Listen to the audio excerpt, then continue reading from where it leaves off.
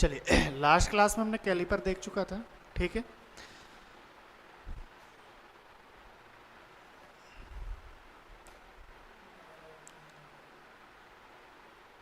Types of caliper भी हो गया था, यूजेस भी देख लिया था हमने, firm calliper, spring calliper, outside, inside, jenny calliper, ये सारी चीज़ हो चुकी थी, ठीक है।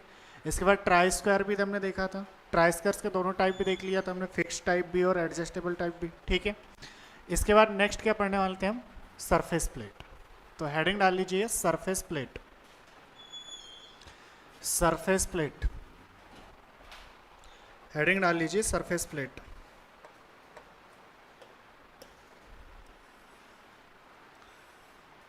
सरफेस प्लेट,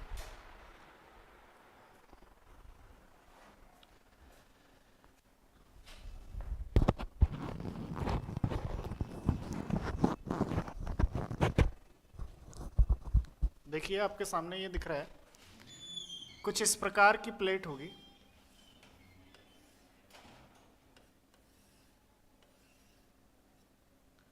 इस प्रकार से प्लेट दिख रही है, ये सरफेस प्लेट है। ये जो प्लेट है आप मेटल की भी बना सकते हैं, कास्ट आयरन की भी बना सकते हैं, मार्बल या स्टोन की भी बना सकते हैं, और साथ ही साथ इसको आप ग्लास की भी बना सकते हैं, ठीक है। बट जनरली हम किसका यूज करते हैं, कास्ट आयरन का। बट आप स्टोन का भी देखेंगे, ग्लास का भी देखेंगे एंड कास्ट आयरन मेटल का भी देखेंगे। काम क्या करता है सर, ये काम क्या करता है, ये इसका यूज क्या है, इसका यूज क्या है, इसका काम क्या है, क्या काम है इसका, फ्लैटनेस चेक करना। जो हमारे पास फिनिश जॉब है उस फिनिश जॉब का फ्लैटनेस चेक करता है, उस फिनिश जॉब का फ्लैटनेस चेक करता है। कैसे फ्लैटनेस चेक करेगा, तो देखो फ्लैटनेस चेक करने के लिए इस प्लेट के ऊपर हम कलर लगा देते हैं, हाँ इस प्लेट के ऊपर पूरा कलर लगा देते हैं। जैसे सिंदूर सुना होगा आपने, रेड लेड, ठीक है, तो सिंदूर लगा दिया एग्जाम्पल के लिए, या फिर एक कलर और लगा सकते हो आप, नीले ब्लू कलर, ठीक है, ब्लू कलर भी लगा सकते हैं। तो ब्लू कलर या सिंदूर कलर इस पर लगा दिया जाता है और इसके ऊपर उस जॉब को रखा जाता है जिसका हमें सरफेस चेक करना है। तो फिनिश जॉब का जब हम फिनिश जॉब को इसके ऊपर रखेंगे तो जो पार्ट ऊंचा होगा उस पर कलर लग जाएगा, और जो अंदर होगा या बेस से जो ऊपर होगा उस पर कलर लग जाएगा और बाकी बेस पर कलर नहीं लगेगा। तो उसे हम फिर क्या करेंगे, रिमूव कर देंगे, जिस पर कलर लगा है उसको क्या कर देंगे, रिमूव कर देंगे। अगेन फिर लगा के देखेंगे, फिर अगर कहीं कोई ऊंचा पार्ट होगा तो उसी पर कलर लगेगा, उसे भी रिमूव कर देंगे। ऐसी प्रोसेस कब तक करना है, जब तक पूरा वर्क पीस कलरफुल ना हो जाए।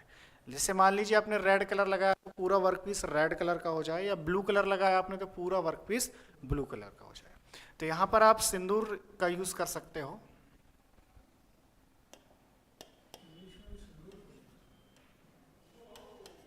सिंदूर का यूज कर सकते हो आप, या इसी को हम क्या बोलते हैं सिंदूर को, रेड लेड, ठीक है, हाँ रेड लेड,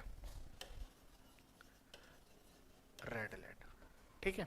तो इसका यूज कर सकते हो, या ब्लू कलर का यूज कर सकते हो। किसका यूज कर सकते हो, ब्लू कलर का, ब्लू कलर का। तो ये तो यूज हो गया कि सर वर्क पीस जो फिनिश जॉब है उसका फ्लैटनेस चेक करना है या उसकी समतलता की माप करना है, तो हम किसका यूज करते हैं, सरफेस प्लेट का यूज करते हैं। सरफेस प्लेट जनरली ग्रेड के फॉर्म में मिलता है हमें, किस फॉर्म में दिखता है, ग्रेड के फॉर्म में मिलता है। ग्रेड होता है इसमें, ग्रेड 1, ग्रेड 2, ग्रेड 3। जहां ग्रेड 1 का अगर में सरफेस प्लेट है तो उसको हम एक्यूरेट सरफेस प्लेट मानते हैं, ठीक है। तो चलो एक एक से लिखते हैं। सबसे पहले आप लिखिएगा मटेरियल, मटेरियल, मटेरियल, मटेरियल में लिख लीजिए cast iron, stone, glass, cast iron, stone, glass,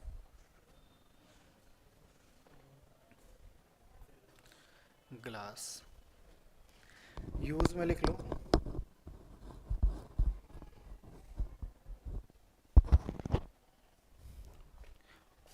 use में लिख लो, यूज में लिख लो, जॉब की सरफेस को चेक करने में, जॉब की सरफेस को चेक करने या जांच करने, जॉब की सरफेस को चेक करने में। दूसरा लिख लीजिएगा, दूसरा लिख लीजिएगा, जो स्मॉल साइज के अगर जॉब्स हैं तो उस पर, या वर्क पीस हैं उस पर मार्किंग वगैरह करने के लिए भी, ठीक है। तो लिखिएगा छोटे छोटे छोटे छोटे छोटे छोटे जॉब पर मार्किंग करने के लिए, छोटे छोटे जॉब पर मार्किंग करने के लिए,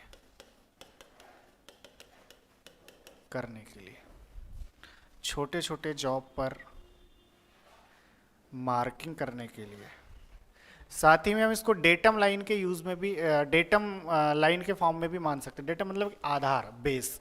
अगर कोई मशीन हमको इंस्टॉल करना है या मशीन को लगाना है, किसी जॉब को रखना है, तो उसका जो आधार बनाना है, उसका जो बेस बनाना है, उसके फॉर्म में भी हम इसका यूटिलाइज कर सकते हैं, क्योंकि ये प्लेन है, बिल्कुल सिंपल है और प्लेन है। प्लेन है तो हम इसका आधार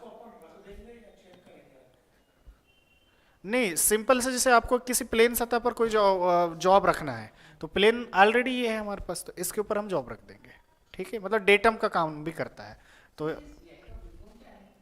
कास्ट आयरन, लोहा की बात करते हैं, ठीक है, ढलवा लोहा बोलते हैं उसको, ढलवा लोहा, ढलवा लोहा, कास्ट आयरन है ना, कास्ट आयरन है। तो लिख लो,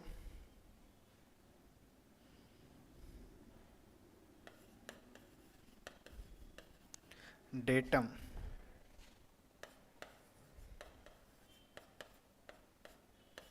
आधार प्रदान करने में, डेटम प्रदान करने में या आधार प्रदान करने में भी इसका उपयोग लगता है। बेस लाइन जिसको बोलते हैं ना, कि एक आधार मानते हैं जिससे हम कैलकुलेशंस करते हैं।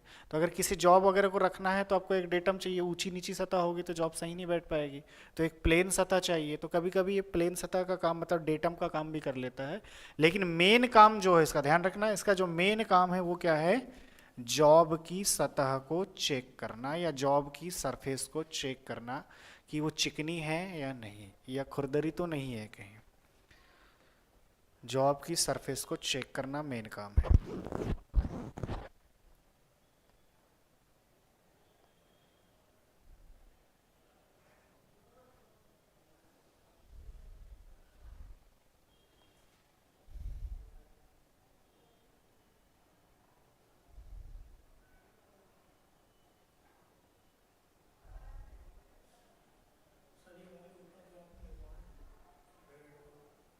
क्या लिखवाऊंगा, पहले एक एक से तो चलते हैं, ठीक है। अब इसमें सिस्टम कैसा चलता है सर, इसके ग्रेड भी होते हैं। क्या होते हैं इसके ग्रेड होते हैं, ठीक है। तो ये लगभग 2 से 3 ग्रेड, ये हो गया ना, इतना नोट करके हो गया, इरेज कर दो इसको, जल्दी लिख लो, मैं इधर साइड पे लिखता हूँ। इस पे ग्रेड भी होते हैं, इस पे हमें ग्रेड भी मिलेंगे। आपके पास ग्रेड 1,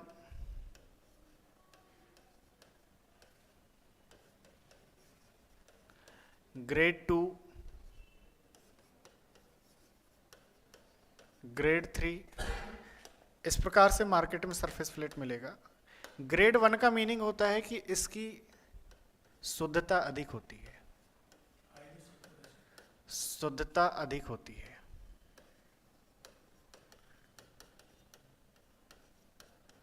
मतलब ये एक्यूरेसी ज्यादा होती है, इसकी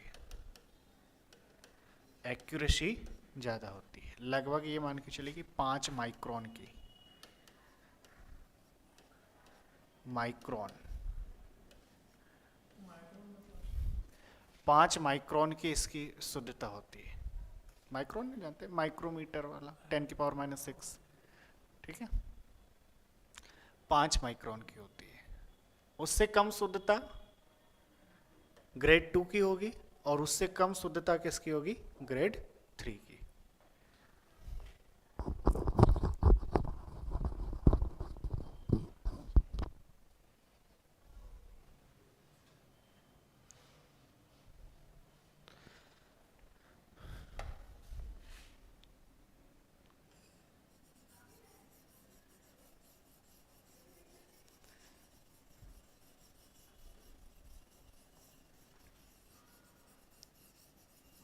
ये आपको दो साइज के जनरली मिलते हैं। देखो इसका जो साइज है वो दो साइज में मिलेगा, 50x50 स्क्वायर शेप का होगा, 50x50 सेंटीमीटर का स्क्वायर, मतलब ये अगर 50 है तो ये भी कितना होगा 50। और ये जो है आपका जो थिकनेस है, ठीक है, जो मोटाई है, जो मोटाई है वो होगी लगभग 2.5 to 5 सेंटीमीटर, ये मोटाई होगी। मतलब इसकी थिकनेस जो होगी वो 2.5 से लेके 5 सेंटीमीटर की, ये 50 का, ये 50 का। एक साइज ये मिलता है। दूसरा साइज मिलेगा 100x100 का, और इसमें जो थिकनेस होगी, जो मोटाई होगी, वो 5 सेंटीमीटर से लेके 7.5 सेंटीमीटर तक की होती है। इस साइज के ये मिलते हैं 50x50 और 100x100। थिकनेस रहेगी 2.5 से 5 और बड़े वाले की थिकनेस रहेगी 5 से 7.5।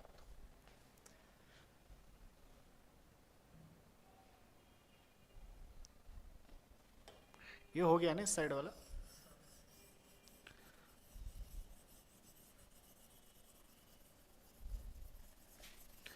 सबसे ज़्यादा क्वेश्चन यूजेज से पूछेगा आपको कि इसका उपयोग किस चीज़ के लिए करते हैं।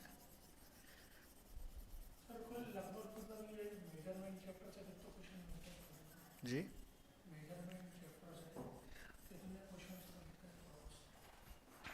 5-7 क्वेश्चन बनेंगे आपके। हो गया ये ना। चलिए अगला लिखेंगे हम इसके टाइप, प्रकार, इसके टाइप प्रकार।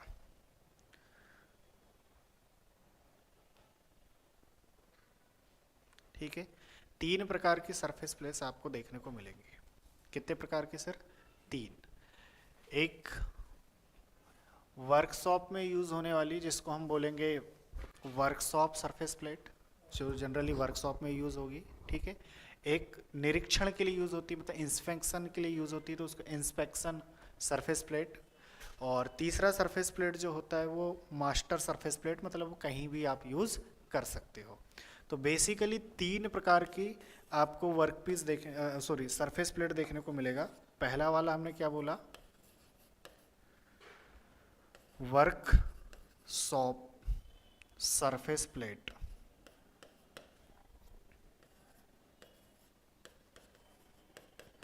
Workshop surface plate.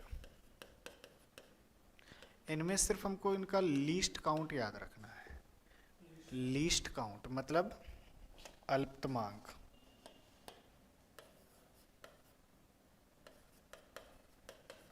अल्पतमांक, लीस्ट काउंट। इसको ना मैं ऐसे लिख दे रहा हूँ,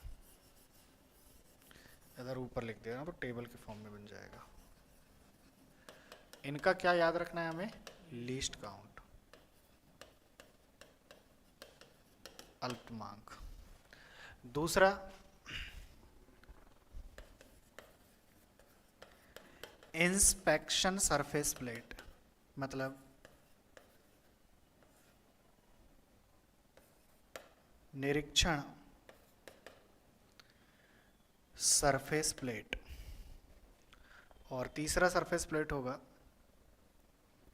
master surface plate. Master surface plate, इसको हिंदी में भी ऐसे लिखेंगे, मास्टर सरफेस प्लेट।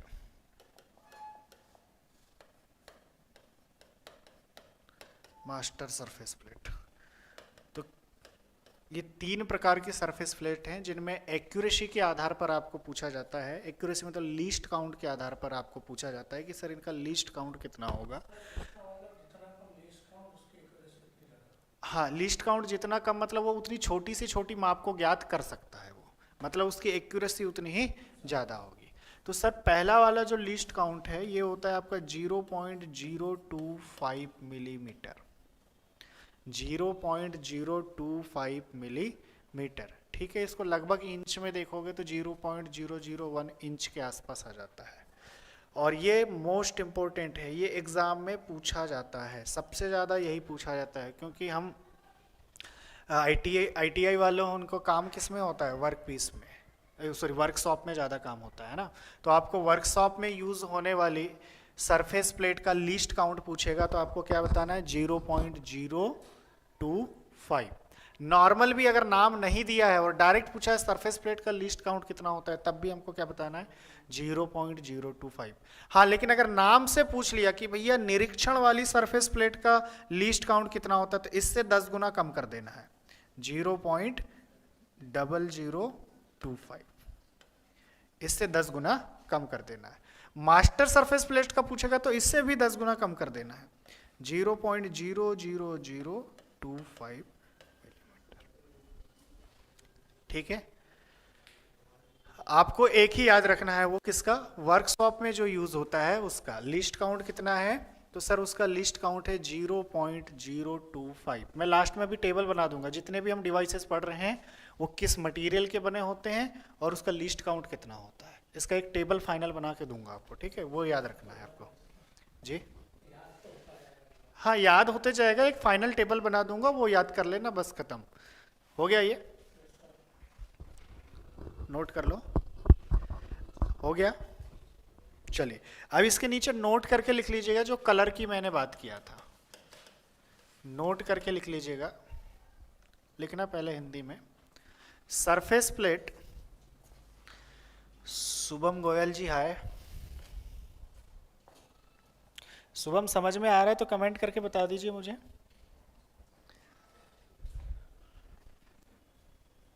हाँ जी लिखिए, लिखना, सरफेस प्लेट, सरफेस प्लेट में जॉब की सतह, में जॉब की सतह की समतलता ज्ञात करने के लिए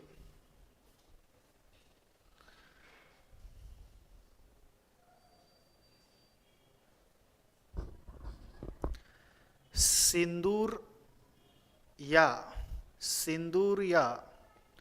पर्सियन ब्लू का उपयोग करते हैं, सिंदूर या पर्सियन ब्लू का उपयोग करते हैं।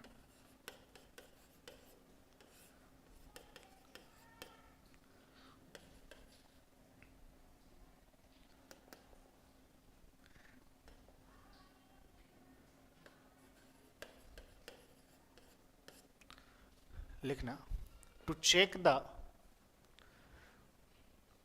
The flatness of surface, to check the flatness of surface, to check the flatness of surface,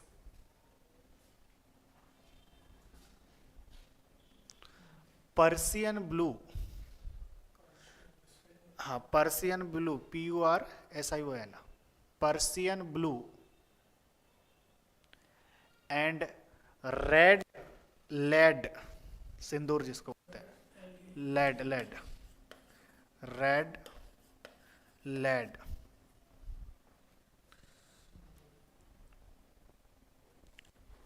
red lead are used in surface plate, are used in surface plate, are used in surface plate, ठीक है। तो surface plate में हम जब किसी job का flatness check करना है तो पर्सियन ब्लू या सिंदूर का यूज हम करते हैं। सरफेस प्लेट से आपको बस इतनी चीजें याद रखना है, कितने प्रकार का होता है, उसका एक्यूरेसी क्या होता है, कौन कौन से मटेरियल का बना हुआ होता है, सबसे अच्छा एक्यूरेसी किस ग्रेड में होता है, ये भी आपको क्वेश्चन पूछ सकता है, ठीक है। चलिए आगे चलते हैं। अब नेक्स्ट हेडिंग डाल लीजिए भैया, इसी से रिलेटेड एक चीज और है, angle plate, angle plate, next heading डाल लीजिए angle plate, angle plate. Next heading है एंगल प्लेट। नेक्स्ट हेडिंग है एंगल प्लेट। दिख रहा है?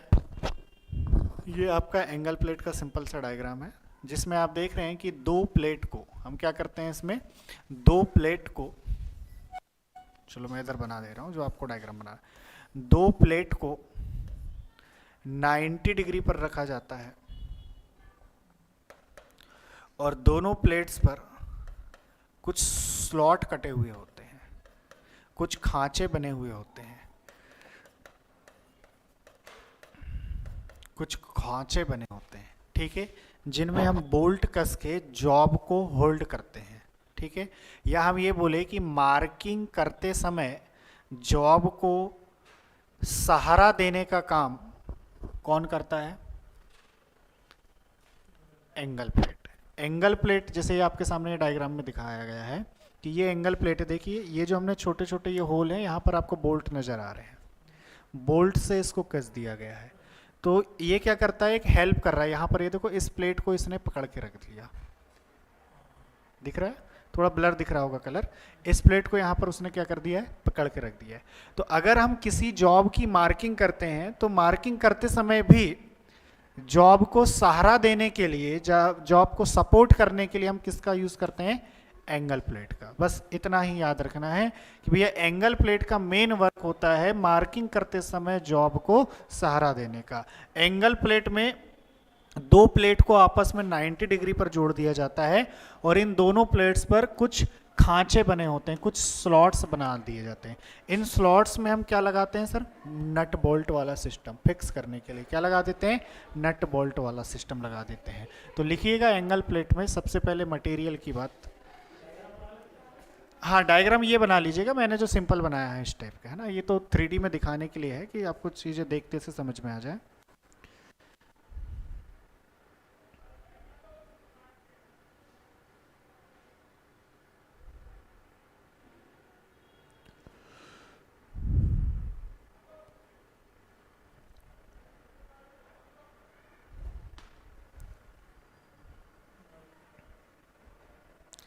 इसमें खांचे का साइज कैसा होता है सर?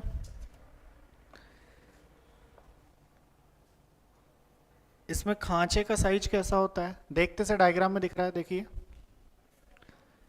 जो स्लॉट्स हैं कैसे हैं? रेक्टेंगुलर। स्लॉट कैसे हैं? आयताकार हैं। खांचे कैसे हैं? आयताकार हैं। और इसमें क्या लगाते हैं हम?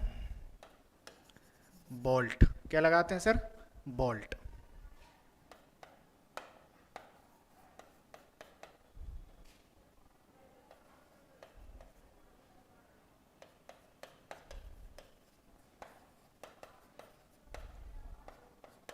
बोल्ट कसने के लिए खांचे लगा दिया जाता है, एडजस्ट करने के लिए। आपको जिस जगह पर उसको एडजस्ट करना है तो उस खांचे पर हम बोल्ट कस सकते हैं, ठीक है। बन गया डायग्राम। किसका बना होता है सर ये? जनरली कास्ट आयरन का बना होगा। किसका बना होगा? कास्ट आयरन का बना होगा। या फिर आप अगर में कॉस्टली थोड़ा खरीदना चाहते हैं, अच्छा खरीदना चाहते हैं कि काफ़ी टाइम तक चले, जंक ना लगे, तो स्टील का भी यूज़ कर सकते हैं। बट जनरली हम इसको किसका यूज़ करते हैं? कास्ट आयरन का। तो मटेरियल में लिखो, मटेरियल में लिखना ढलवा लोहा हिंदी वाले, कास्ट आयरन एंड दूसरा स्टील, दूसरा स्टील। यूज लिख लो, यूज। यूज कहाँ करते हैं? मार्किंग करते समय जॉब को सहारा देने के लिए। यूज कहाँ करते हैं सर? मार्किंग देते समय जॉब को सहारा देने के लिए। तो मार्किंग करते समय, मार्किंग करते समय जॉब को सहारा देने के लिए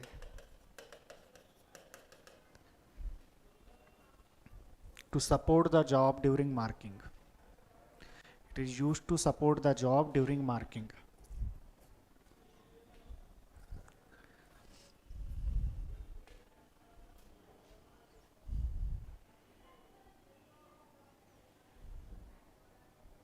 हो गया, हो गया इतना। अब याद रखना है,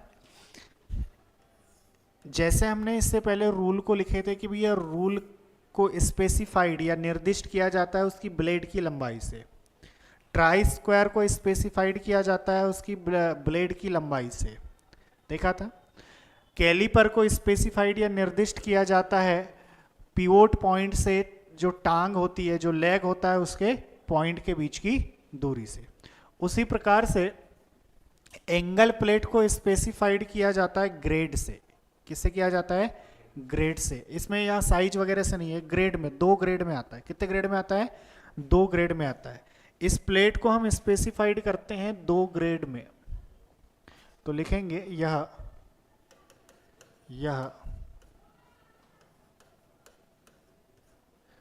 ग्रेड द्वारा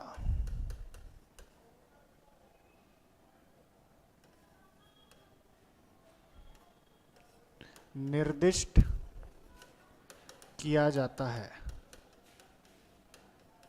it is specified by grade, it is specified by grade, it is specified by grade. और ये 2 ग्रेड में पाया जाता है, ग्रेड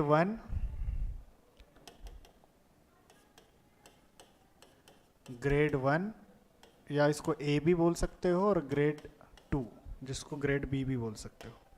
ये 2 ग्रेडों में पाया जाता है, ग्रेड 1 और ग्रेड 2। ध्यान रखना, इसमें 10 साइज होते हैं। कितने साइज होते हैं? 10 अलग अलग माप के साइज होते हैं। जो लंबाई चौड़ाई है इसके आधार पर अलग अलग 10 साइज होते हैं। उन 10 साइज में जो पहला ग्रेड है, इस पहले ग्रेड में 1 से लेके 6 तक साइज आते हैं। 1 से 6 तक साइज आते हैं।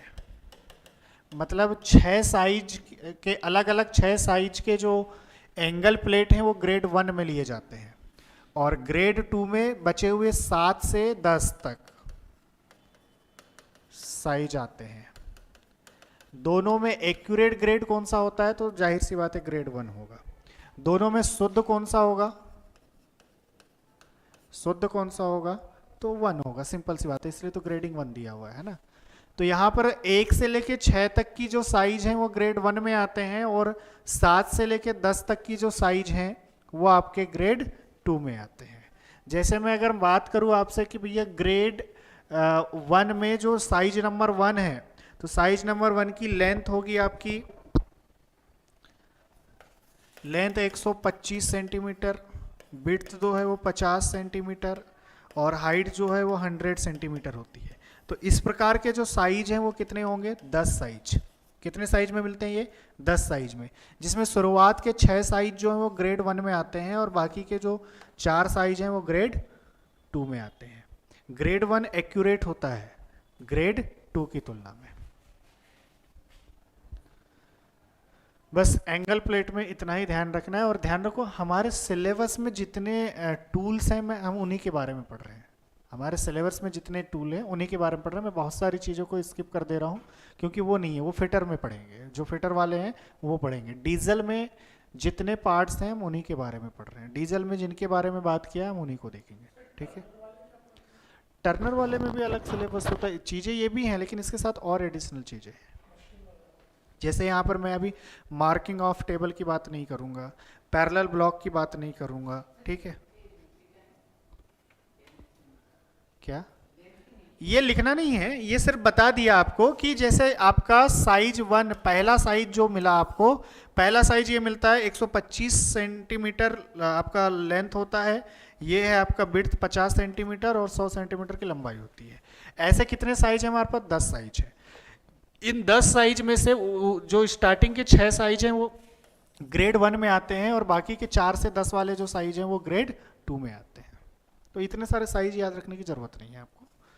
चलिए अगला हेडिंग डाल लीजिए जो मोस्ट इंपॉर्टेंट है, जिससे क्वेश्चंस पूछे जाते हैं।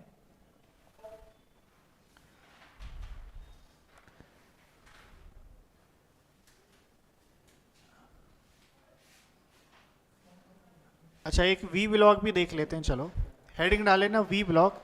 वी ब्लॉक देखने के बाद हम चलते हैं वर्नियर कैलिपर्स पे, जो सबसे ज़्यादा पूछा आता है। नेक्स्ट है वी ब्लॉक। आपको डायग्राम के सामने दिख रहा है कि सर वी ब्लॉक इस टाइप का कुछ ब्लॉक है जिसका उपयोग सर्कुलर जॉब को होल्ड करने के लिए किया जाता है। देखिए कोई एक सर्कुलर जॉब है, ये सर्कुलर जॉब है, एक वृत्तीय जॉब है, वृत्ताकार जॉब है, एक बेलनाकार जॉब है। इस जॉब को इसने क्या कर दिया है, होल्ड कर दिया है। जैसे मान लीजिए ये पेन है, मुझे इसको यहाँ से काटना था, तो काटने के लिए होल्ड करना पड़ेगा। तो होल्ड हम कहाँ पे कर देंगे, इस वी ब्लॉक में लगा के ऊपर से बोल्ट कस दिया हमने और आसानी से इसको काट सकते हैं। ठीक है, किसका बना होगा सर ये वी ब्लॉक?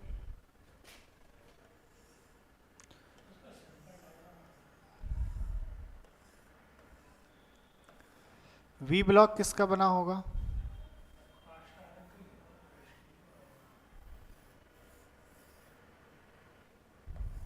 बोलो। इस टाइप से कुछ दिखेगा ये, ठीक है, इस प्रकार से कुछ दिखेगा हमें। ये है आपका वी ब्लॉक, सीआई का बना होता है। किसका बना होता है? सीआई का बना होता है, कास्ट आयरन का बना होता है। लिखो,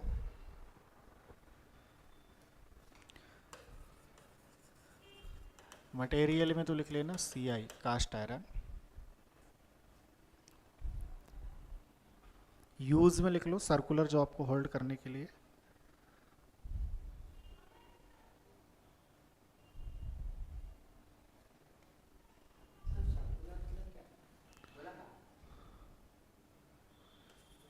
उपयोग में लिख लो, हाँ, गोलाकार, सर्कुलर जॉब को होल्ड करने के लिए।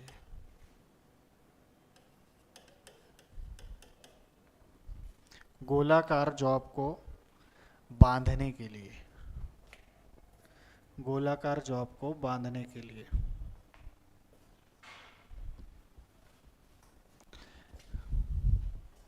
एंगल पूछा जाता है इससे, जो टॉप एंगल है वो पूछा जाता है। ठीक है, जो टॉप एंगल है ये जो दिख रहा है ना, ये एंगल पूछा जाता है।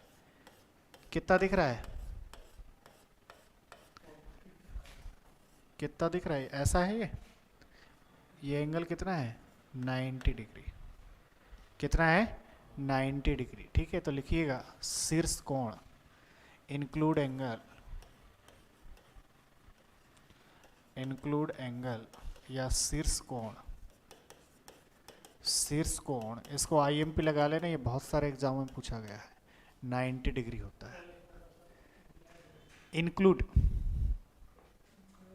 CLU,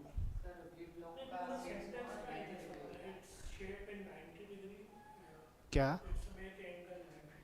इसका इंक्लूड एंगल मतलब ये वाला एंगल जो ये दिख रहा है ना, ये आपके सामने ये एंगल, ये 90 डिग्री है, ये एंगल 90 डिग्री है, ये 90 डिग्री है। अच्छा, इसको स्पेसिफाइड किससे किया जाता है? तो याद रखना, length into width into height, इसका जो वॉल्यूम होगा, मतलब जो टोटल साइज होगा। तो लिखो अगला, इसे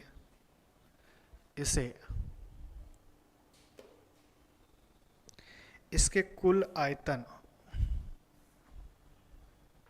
इसके कुल आयतन, ब्रैकेट में लिखना है लंबाई गुणित चौड़ाई गुणित ऊंचाई। इसके कुल आयतन लंबाई गुणित चौड़ाई गुणित ऊंचाई द्वारा निर्दिष्ट किया जाता है, द्वारा निर्दिष्ट किया जाता है। It is specified by length into width into height, द्वारा निर्दिष्ट किया जाता है। निर्दिष्ट अभी बता दिया ना, स्पेसिफाइड मींस निर्दिष्ट। हो गया? अरे हो गया भैया। चलिए अगला और most important,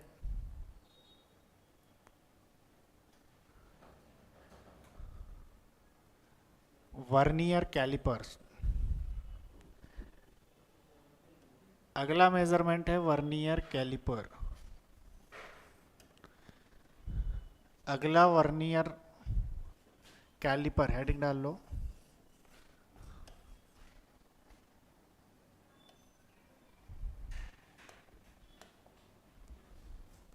vernier caliper,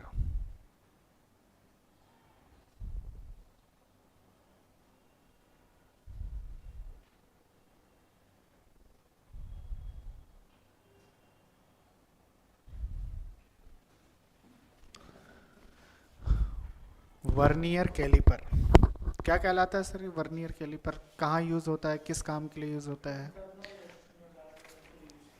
internal और एक्सटर्नल डायामीटर्स के लिए, ठीक है। किस टाइप से दिखता है? कुछ सामने दिख रहा है आपके, यूज किया है आपने आईटीआई वालों? अच्छा, बीएचईएल वगैरह में देखे हुए। इधर पीछे बोलो। अच्छा, आईटीआई में नहीं किए? अच्छा अच्छा अच्छा, गए नहीं, बस पास हो गए है ना। चलिए कोई बात नहीं। तो हेडिंग डालो वर्नियर कैलिपर्स। चलिए बात करते हैं हम इस वर्नियर कैलिपर्स की।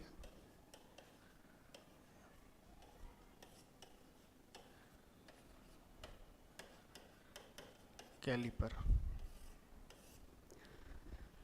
तो सर वर्नियर कैलिपर जो है, देखो सिंपल सी बात है, लगभग 1630 के आसपास ये डिवाइस आई। कब आई? 16वीं शताब्दी में।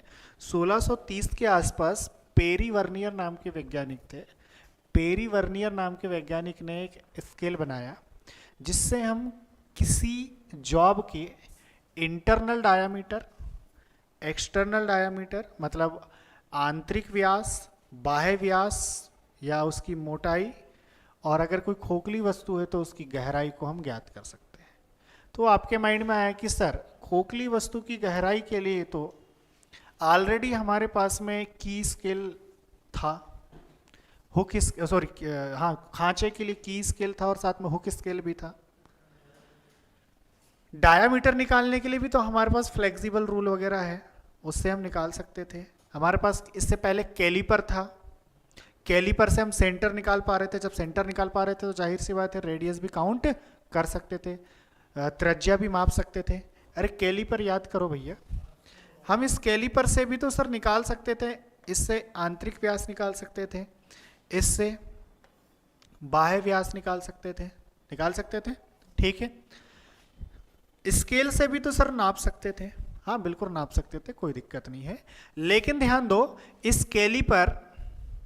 कैलिपर और इस रूल से जब हम मेजरमेंट करते हैं तो मिनिमम से मिनिमम कितनी माप आती है, इसका लीस्ट काउंट कितना होता है? तो आपने बोला सर 0.5 mm। 0.5 mm तक ही बस ये माप सकता है, उससे छोटी माप नहीं माप सकता। अगर हमें इससे और ज्यादा एक्यूरेसी लाना है और छोटी से छोटी माप को निकालना है तो क्या करना पड़ेगा? इसके आपके पास में जो ये स्केल बने हुए होते थे इस प्रकार से, ये 1 2 3 4 5 6 7 8 9 10, 1 2 3 4 5 इस प्रकार से चलता था। यहां पर लिखा जाता था 0.5 या सॉरी 5 और यहां लिखा रहता था 10, ये 10 mm हो गया। इसके नीचे थोड़ा सा स्लॉट कटा हुआ तरह रहता था जो आपका 0.5 का होता था। लेकिन सर इन दोनों के बीच में भी अगर मान लीजिए कोई पॉइंट आता है तो फिर कैसा करेंगे? इसको थोड़ा सा मैं बड़े रूप में बता रहा हूं। यहां पर आपका ये पॉइंट, ये है आपका 1 mm का डिस्टेंस, इसके बीच में आपका ये 0.5 mm। लेकिन कोई कैलकुलेशन यहां पर आता है तो उसे क्या करेंगे? फिर हम मोटा मोटा मानेंगे कि सर ये कोई बोलेगा ये 0.2 है, कोई बोलेगा ये 0.3 है, कोई बोलेगा हो सकता है 0.25 हो। तो इन स्केल से एक्यूरेट मेजरमेंट नहीं हो पा रहा था, एक्यूरेसी वाला मेजरमेंट नहीं आ रहा था। इसमें 0.5 से नीचे वाली डिस्टेंस को हम काउंट नहीं कर पा रहे थे। तो एक्यूरेसी को लाने के लिए लगभग 1630 के आसपास पेरी वर्नियर नाम के वैज्ञानिक, ये क्वेश्चन पूछता है कि वर्नियर की खोज किसने की थी, है ना? तो पेरी वर्नियर ने इस स्केल को बनाया। पेरी वर्नियर ही होगा, ठीक है, पेरी वर्नियर, ठीक है। पेरी वर्नियर नाम के वैज्ञानिक ने इसको बनाया और इन्होंने इसके लीस्ट काउंट, जो कम से कम माप थी, वो कम से कम माप जो 0.5 mm आ रही थी, उसको और कम कर दिया, 0.02 mm तक ला दिया। कहाँ तक ला दिया सर उसने? 0.02 mm तक ला लिया। इतनी छोटी माप भी हम इससे माप सकते हैं। तो ये एक्चुअल में पुराने मेजरमेंट डिवाइस से भी आप मेजर कर सकते हो, लेकिन उससे एक्यूरेसी नहीं आएगी। ये एक्यूरेसी लाके देता है, ये मापन में शुद्धता लाके देता है, ये मापन में शुद्धता लाके देता है, शुद्ध माप को बताता है। माइनर से माइनर मेजरमेंट भी ये कर सकता है। क्लियर है? और अब ये बनाया कैसे, इसमें क्या क्या चीजें, इन पे हम बात करते हैं। तो रिक्वायरमेंट की बात आई कि सर ऐसा क्यों, जरूरत क्यों पड़ी हमें इस स्केल की। तो पहले भी हमारे पास स्केल थे, पहले भी हमारे पास रूल थे, कैलिपर थे, जिनकी सहायता से हम आंतरिक व्यास, बाह्य व्यास और गहराई वगैरह ज्ञात कर सकते थे, कोई दिक्कत नहीं है। लेकिन उसमें हमें कहां तक मिलता था लीस्ट काउंट, न्यूनतम माप कहां मिलती थी? 0.5। इससे छोटी माप या एक्यूरेसी की माप के लिए अगर जाना था तो हमारे पास डिवाइसेस नहीं थी। तब 1630 में पेरी नाम के वैज्ञानिक ने, या पेरी वर्नियर नाम के वैज्ञानिक ने क्या किया, एक ऐसा स्केल बनाया जिनमें दो स्केल का कॉम्बिनेशन रखा। एक स्केल आपका फिक्स्ड था जिसको मेन स्केल बोला गया। इस मेन स्केल में जो आपके डायमेंशंस थे, एक तरफ इंच में थे और दूसरे तरफ mm में थे। उसको सेंटीमीटर में आप बना सकते हो, कोई दिक्कत नहीं। दूसरे तरफ किस में थे? mm में। अभी समझ लो, फिर एक एक से लिखवा दूंगा, चिंता मत करो, ठीक है। एक तरफ किस में थे सर? इंचेस में थे, और दूसरे तरफ mm या सेंटीमीटर में थे। ये था आपका मेन स्केल। इस मेन स्केल में डायमेंशन थे आपके इंच में ये और सेंटीमीटर या मिलीमीटर में। दूसरा स्केल आया, दूसरा स्केल था सर आपका रोलिंग स्केल या मूविंग स्केल, जिसको बोला गया वर्नियर स्केल। क्या बोला गया? Vernier scale. दूसरे स्केल को क्या बोला गया सर? Vernier scale. क्या बोला गया, जल्दी बोलो? Vernier scale. इस वर्नियर स्केल में दो जबड़े लगाए गए। इस वर्नियर स्केल में दो जबड़े लगाए गए, जिसको हम बोलते हैं मूविंग जॉ। कौन से जॉ बोलते हैं? मूविंग जॉ, गति करने वाले जबड़े।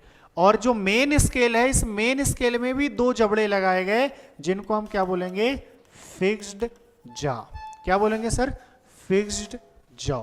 ठीक है, तो यहां पर भी दो जॉ लगाए गए, यहां पर भी दो जबड़े लगाए गए जो फिक्स्ड थे। ध्यान दीजिएगा, ये जो वर्नियर कैलिपर था, ये जो मूविंग ब्लेड है ना, इसी मूविंग जॉ है, इसी मूविंग जॉ वाले पोर्शन से कनेक्ट होता है आपका ये वाला पोर्शन। याद रखना है, ये आपका मेन स्केल में नहीं है, ये पीछे तरफ रहता है। किससे कनेक्ट रहता है? वर्नियर स्केल से। किससे कनेक्ट रहता है? वर्नियर स्केल से। जो मूविंग जॉ है, इन्हीं मूविंग जॉ से कनेक्ट क्या रहती है आपकी? Depth plate. क्या कनेक्ट रहती है? Depth plate. ये जो आपकी छोटी सी ब्लेड दी हुई है या प्लेट दी हुई है, ये छोटी ब्लेड जो है, जो गहराई को मापती है, वो किससे कनेक्ट है? इस मूविंग जबड़ों से। किससे कनेक्ट है? मूविंग जबड़ों से। अगर मूविंग जबड़े को इधर आगे की ओर बढ़ाओगे तो वो आगे बढ़ जाएगी, मूविंग जबड़े को इधर लेके आओगे तो अंदर की ओर आने लगेगी। क्लियर है इतना? क्या बोला मैंने कि सर वर्नियर कैलिपर्स में दो स्केल होते हैं।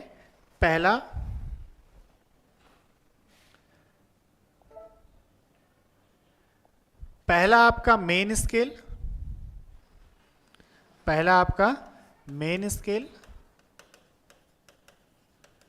मेन स्केल और दूसरा आपका वर्नियर स्केल।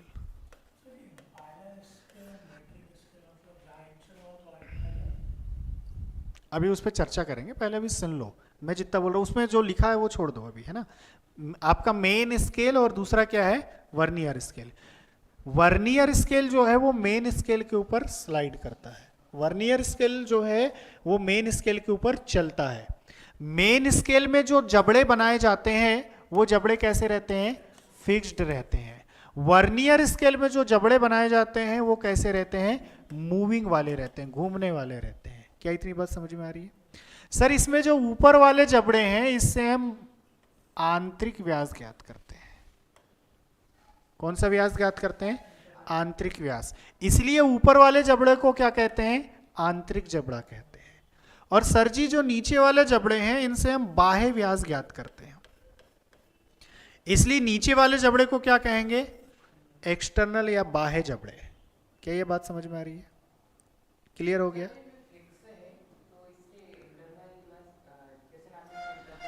इंटरनल ऐसे ये वाला फिक्स्ड है, लेकिन ये वाला आगे पीछे हो सकता है ना, ये भी आपका मूव हो सकता है, ये भी मूव हो सकता है।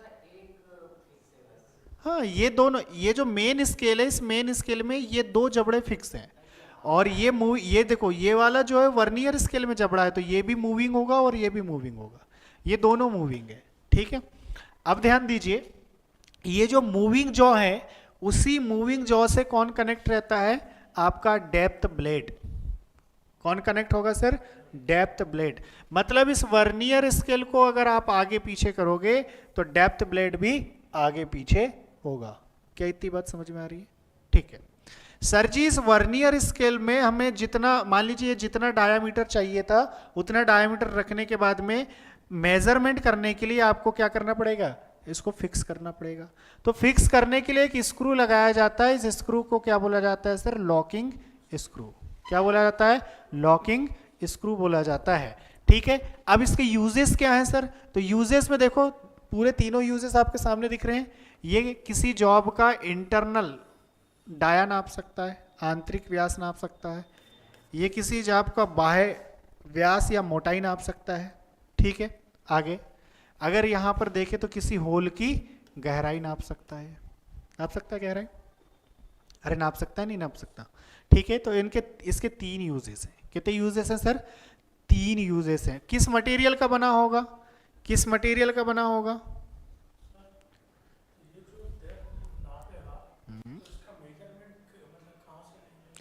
सिंपल सी बात है, अगर मान लीजिए यहाँ पर ये इतनी गहराई पर आके फिक्स हो गया, इतनी गहराई पर फिक्स हो गया, तो ये स्केल यहाँ पर दिखाएगा, ये रीडिंग यहाँ दिखाएगा, ये रीडिंग यहाँ दिखाएगा।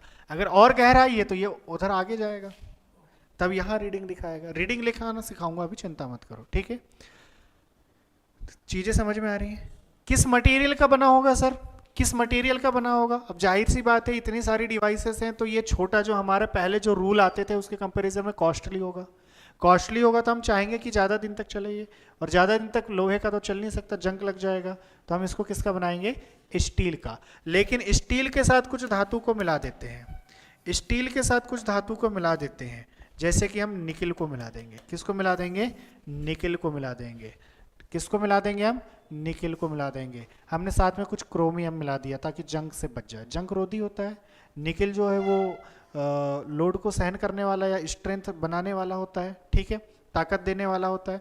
तो निकिल, क्रोमियम, स्टील, किसका बनाएंगे हम? ये निकिल, क्रोमियम, स्टील, कि थोड़ा लोड भी सहन कर ले और साथ ही साथ में जंक ना लगे। क्रोमियम किसके लिए होता है? क्रोमियम जंक रोधी, जंग से बचाने के लिए। जो रेलवे ट्रैक्स वगैरह में आपने देखा होगा, रेलवे ट्रैक पर जो लोहा पड़ा हुआ रहता है वो सालों साल जंक नहीं लगता, लेकिन नॉर्मल लोहा देखो बरसात में 8 दिन में जंक लग जाता है। ऐसा क्यों? लोहे से बनी साइकिल आपने देखा होगा, बाहर रहती है, जंक नहीं लगता, लेकिन नॉर्मल लोहा में जंक लग जाता है। ऐसा क्यों? क्योंकि सर उस लोहे में क्या रहता है? क्रोमियम। तो क्रोमियम क्या करता है? जंक लगने से बचाता है। और निकिल क्या देता है? मजबूती देता है। सिंपल वे में अभी समझे तो क्या देता है? मजबूती देता है, स्ट्रेंथ देता है। तो स्टील के साथ हमने क्या मिला दिया? निकिल और क्रोमियम। तो निकिल क्रोमियम स्टील का बनाया जाता है। किसका बनाया जाता है? निकिल क्रोमियम स्टील का, या हम उसको सिंपल बोल सकते हैं स्टील की मिश्र धातु का बनाया जाता है, स्टील की मिश्र धातु का बनाया जाता है। तो हेडिंग डालो वर्नियर कैलिपर। जी बोलिए। हाँ कोई दिक्कत नहीं। जैसे कि मान लीजिए मुझे इसकी गहराई निकालना है, इस बॉटल की गहराई निकालना है कि कितनी गहराई है। तो इस बॉटल की गहराई निकालने के लिए मैंने यहाँ से इसके ओपनिंग को हटाया, ढक्कन को निकाला और यहाँ फिक्स कर दिया। अब फिक्स कर दिया, मान लीजिए ये यहीं तक है पिन, आगे तक बढ़ाना है तो मैं इस स्क्रू को आगे खींच इधर लेके आऊँगा। कहाँ तक लेके आऊँगा? जहाँ तक, जब तक ये पूरी ब्लेड इस पर टकराती नहीं। इस पर ब्लेड टकरा जाएगी तो हो सकता है ये अरेंजमेंट यहाँ पर आ जाए। यहाँ पर आने के बाद हम इसको क्या कर देंगे? फिक्स कर देंगे, और यहाँ से हम डायमेंशन कैलकुलेट कर लेंगे, ठीक है। यहाँ से हम क्या करेंगे? डायमेंशन अभी करवाऊंगा, चिंता मत करो, अभी लिखो, हेडिंग डालो वर्नियर कैलिपर्स और लिखना है इसमें, इसकी खोज किसने की भैया?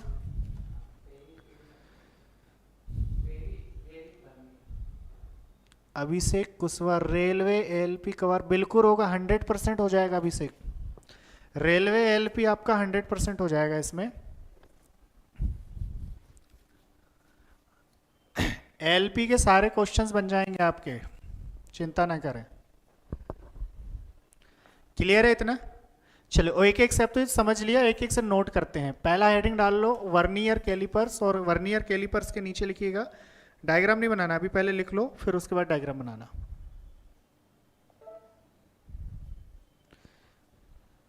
इससे एलपी भी निकल जाएगा आपका, चिंता ना करें। 30 लिखो सबसे पहला। इसे पेरी वर्नियर, इसे पेरी वर्नियर ने, वैसे 1630 कभी आता नहीं हो तो नॉलेज के लिए, 1630 में बनाया था। अच्छा, डायरेक्ट मेजरमेंट है या इनडायरेक्ट है? डायरेक्ट मेजर करके दिखा रहा है, तो लिख लो यह एक प्रत्यक्ष माप उपकरण है। It is a direct measurement device.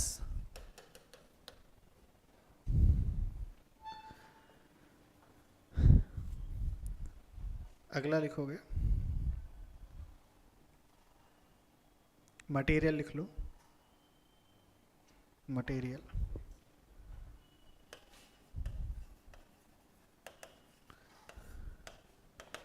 Material में पहला लिखोगे nickel chromium steel. Nickel chromium steel या स्टेनलेस स्टील का बनाया जाता है, या स्टेनलेस स्टील का बनाया जाता है जी।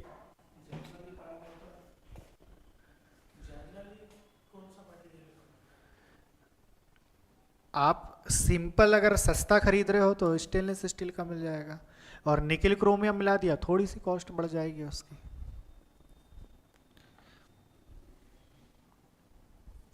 ठीक है, स्टेनलेस स्टील, हाँ stainless steel, stainless steel, stainless steel.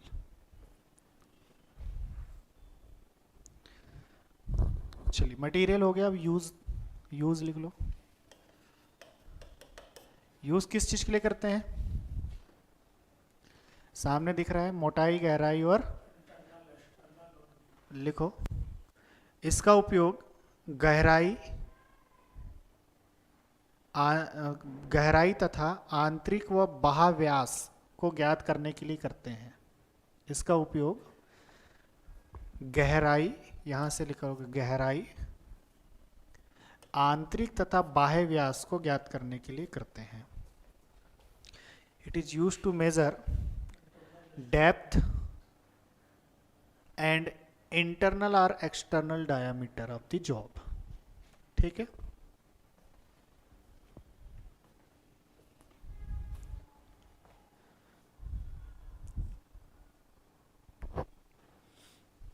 अगला लिखो आपके किस प्रिंसिपल पे वर्क करता है। लिखो यह वर्नियर के सिद्धांत पर कार्य करता है। It is work on vernier principle.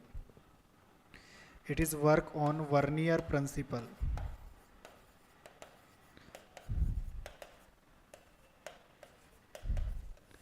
It is work on vernier principle. अब ये वर्नियर का प्रिंसिपल क्या कहता है? मतलब वर्नियर ने जो सिद्धांत दिया होगा उस सिद्धांत पर ये काम करता है।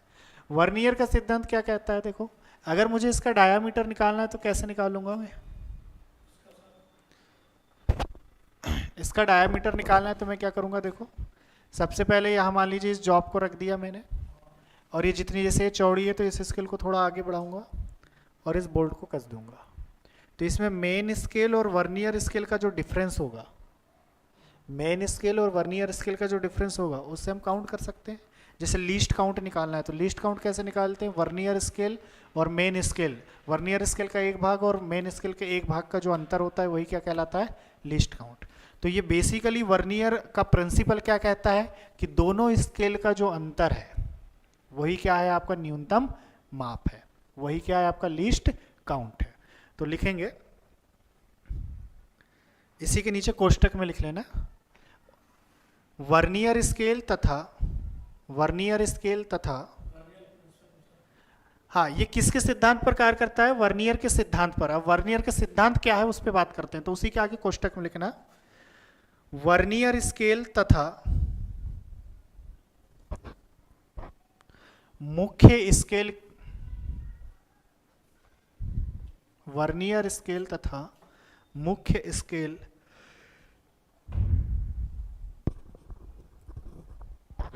में अंतर के सिद्धांत पर कार्य करता है, के सिद्धांत पर कार्य करता है।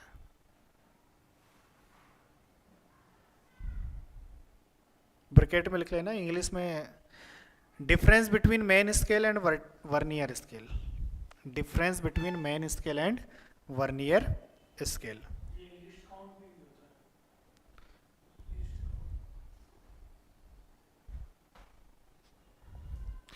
अब लिखो लीस्ट काउंट कितना होता है इसका, इसको हटा दे रहा हूं, लीस्ट काउंट कितना होता है इसका,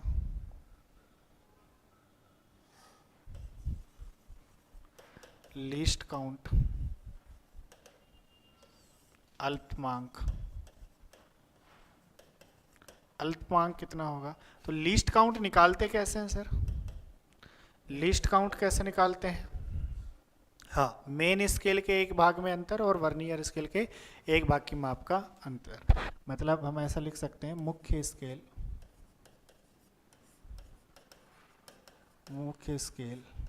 के एक भाग की माप माइनस वर्नियर स्केल के एक भाग की माप, इससे हम निकाल लेंगे, इससे हम निकाल लेंगे, है ना।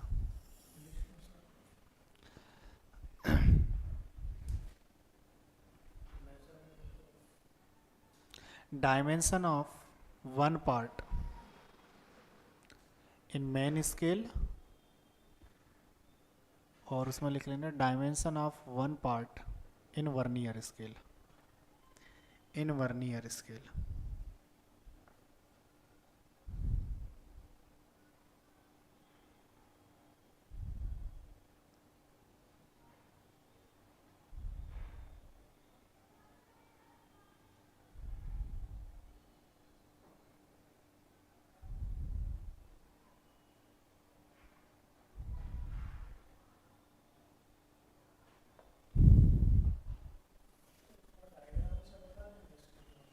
क्या,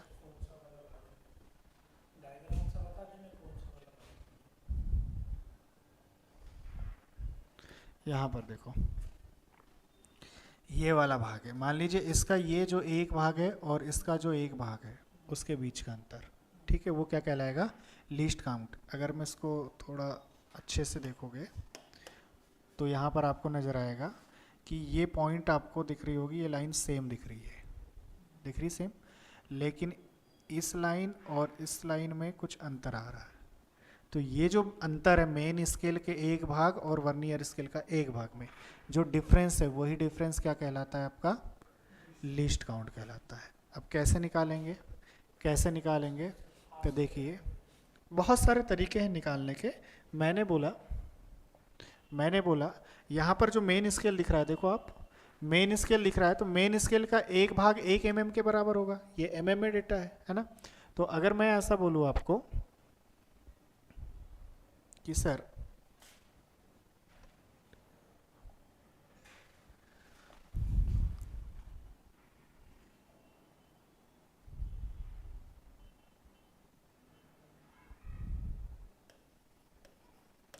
मेन स्केल के एक भाग की माप कितनी है आपकी? 1 mm। कितनी है? 1 mm। दूसरा, तो अगर यहाँ मैं 50 भाग ले लूँ, कितने भाग ले लूँ? 50 भाग। मेन स्केल के 50 भाग, 50 भाग की माप कितनी हो जाएगी? चल 49 ले रहा हूँ, 49 यहाँ ले रहा हूँ, ठीक है। 49 भाग ले रहा हूँ तो इसका कितना हो जाएगा? 49 mm। अरे होगा नहीं होगा? 49 mm। अब ये जो 49 mm है, ये वर्नियर स्केल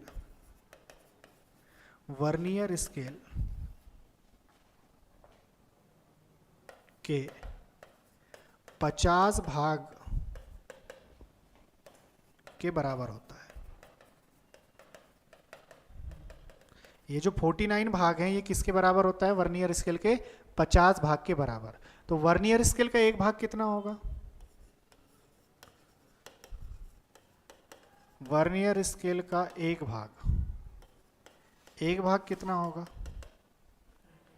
वर्नियर स्केल का एक भाग कितना होगा? तो आप बोलेंगे सर 49/50। ये जो 49 भाग हैं, ये वर्नियर स्केल के किसके बराबर है? 50 भाग के बराबर। तो एक भाग कितना होगा? 49/50। ठीक है। तो आपने देखा कि सर वर्नियर स्केल का एक भाग होता है 49/50, जबकि मेन स्केल का एक भाग कितना होता है? 1 mm। कितने mm होता है? 1 mm। तो अगर लीस्ट काउंट निकालना है तो मेन स्केल के एक भाग में से वर्नियर स्केल के एक भाग को अगर घटा दें तो क्या पता चल जाएगा? लीस्ट काउंट निकाल लो। त्रियक गुणा कर दो तो ये हो जाएगा 50 माइनस 49/50। कितना हो गया ये? 1/50 mm। कितना हो गया? 1/50 mm। या इसी को हम कितना लिख सकते हैं? 2/100 mm। 2 का गुणा 2 का भाग दे दिया। या इसी को हम क्या लिख सकते हैं? 0.02 mm। अरे लिख सकते नहीं लिख सकते? ठीक है। तो लीस्ट काउंट कितना होता है सर जी? ये सब लिखना नहीं है, इतना बस फॉर्मूला लिख लो और उसके नीचे लिखेंगे ये वाले लिखने की जरूरत नहीं है ना, ये तो कैलकुलेशन करके बस बता दिया है। लीस्ट काउंट होता कितना है? तो आप बोलेंगे सर 0.02 mm। या इसी को हम क्या लिख सकते हैं? 2/100 mm। ऐसा भी कभी कभी आ जाता है। ठीक है। तो 0.02 mm या उसी को क्या लिख सकते हो? 2/100 mm। इस प्रकार से क्वेश्चन पूछ लिया जाता है आपको। मोस्ट इंपॉर्टेंट पॉइंट है, सारे एग्जाम ITI से रिलेटेड ऑल ओवर इंडिया में जो भी एग्जाम होते हैं उसमें लीस्ट काउंट इसका तो पूछा ही जाता है, ये ध्यान रखिएगा। लीस्ट काउंट मोस्ट इंपॉर्टेंट है वर्नियर कैलिपर्स का।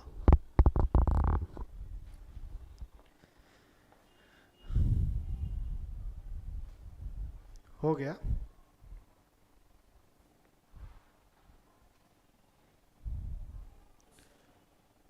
अब चलते हैं डायग्राम बना लेते हैं, है ना। बेसिक चीजें हमने लिख लिया, अब डायग्राम बना लीजिए।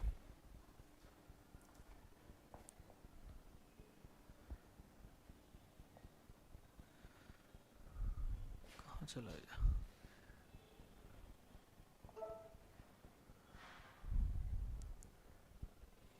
अब डायग्राम बना लीजिए। हाँ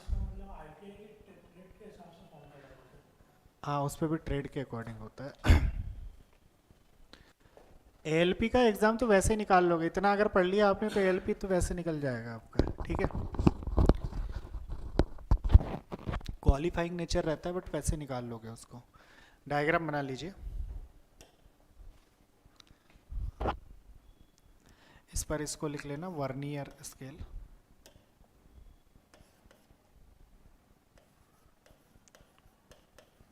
वर्नियर स्केल मैं हिंदी वालों के लिख दे रहा हूँ, ठीक है, इंग्लिश में आप सेम लिख लेना। वर्नियर स्केल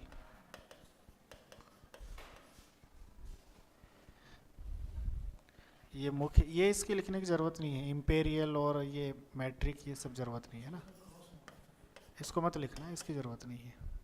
यहाँ पर मेन स्केल लिखो। मेन स्केल मतलब मुख्य स्केल, मुख्य स्केल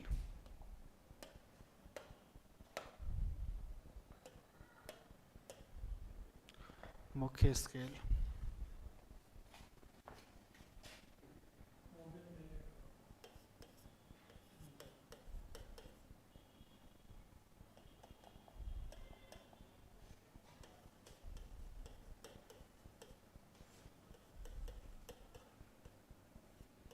गहराई वाली ब्लेड है ये,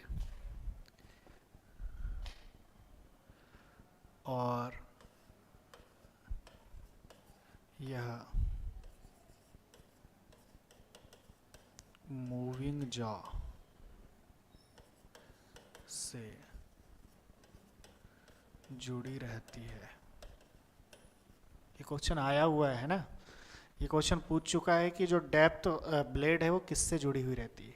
तो हम लोगों के माइंड में जो सामने से देखने पर माइंड में क्या आता है कि यार ये मेन स्केल में जुड़ी होगी, ठीक है। ये मेन स्केल में जुड़ी नहीं रहती है, गलती कर देते हैं बच्चे यहाँ पर कि मेन स्केल में जुड़ी होगी, क्योंकि वर्नियर स्केल तो इधर दिख रहा है आपका, तो हम माइंड कहाँ लगा देते हैं, मेन स्केल में। ये मेन स्केल में नहीं है भाई, मेन स्केल में रहता तो वो फिक्स रहता, जबकि वो फिक्स नहीं है। वर्नियर स्केल को आगे पीछे करो तो ये आगे पीछे होता है, मतलब जुड़ा किससे होगा, वो वर्नियर स्केल से, ठीक है।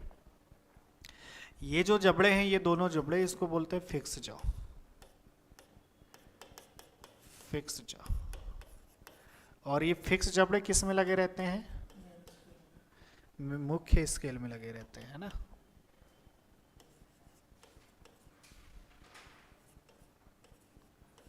मुख्य स्केल में।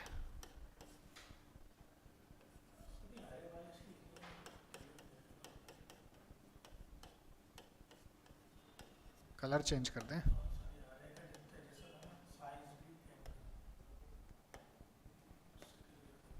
ये चलेगा। इन दोनों को लिखेंगे, ये है आपका फिक्स्ड, फिक्स्ड जॉ।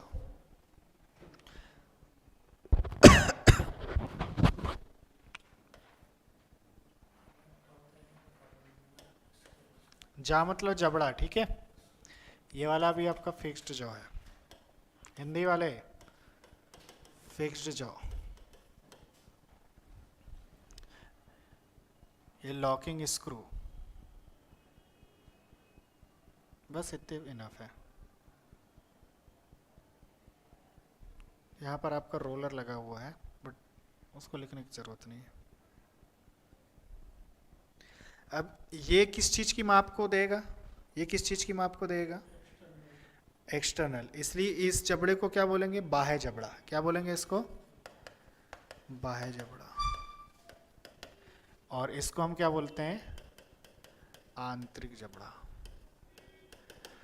क्वेश्चन यहां से क्या क्या क्वेश्चन पूछ सकता है, ध्यान दो। पहला क्वेश्चन, वर्नियर कैलिपर्स में कौन से जॉ कनेक्ट रहते हैं, कौन से जबड़े रहते हैं।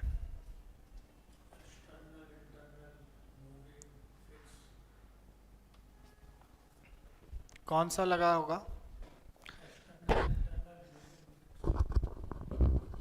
तो आप बोलेंगे सर वर्नियर में जो है वो कुछ गड़बड़ लिख दिया मैंने, आपने बताया भी नहीं, इसको भी फिक्स जो लिख दिया।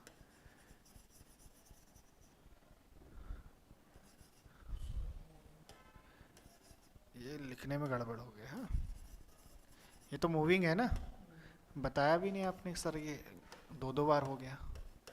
मूविंग जॉ, कौन से जॉ हैं ये, मूविंग जॉ है, ठीक है, घूमने वाले जबड़े, मूविंग जॉ। तो वर्नियर कैलिपर्स में कौन से जॉ रहते हैं सर, मूविंग जॉ रहते हैं। और मेन स्केल में कौन से जॉ लगे रहते हैं, फिक्स्ड जॉ रहते हैं, ठीक है। अब जो ऊपर वाले जॉ होते हैं उससे किसकी माप ज्ञात की जाती है, आंतरिक व्यास की। नीचे वाले से बाह्य व्यास की। सर जी ये जो डेप्थ प्लेट है आपका, या डेप्थ ब्लेड जो है, ये डेप्थ ब्लेड किस चीज को मापता है, गहराई को मापता है। किससे कनेक्ट रहता है, तो हम बोल सकते हैं वर्नियर स्केल से या घूमने वाली जबड़ों से कनेक्ट रहता है, ठीक है, घूमने वाले जबड़ों से कनेक्ट रहता है। किसकी बनी हुई होती है जी, किसकी बनी होती है, स्टेनलेस स्टील या फिर निकिल क्रोमियम के साथ बनी स्टील का बना हुआ होता है ये, ठीक है। इसका लीस्ट काउंट कितना होता है सर जी, लीस्ट काउंट होता है 0.02 mm, 0.02 mm। क्या इतनी बात समझ में आ रही है, ठीक है। नोट कर लीजिए फटाक से, फिर आगे चलते हैं।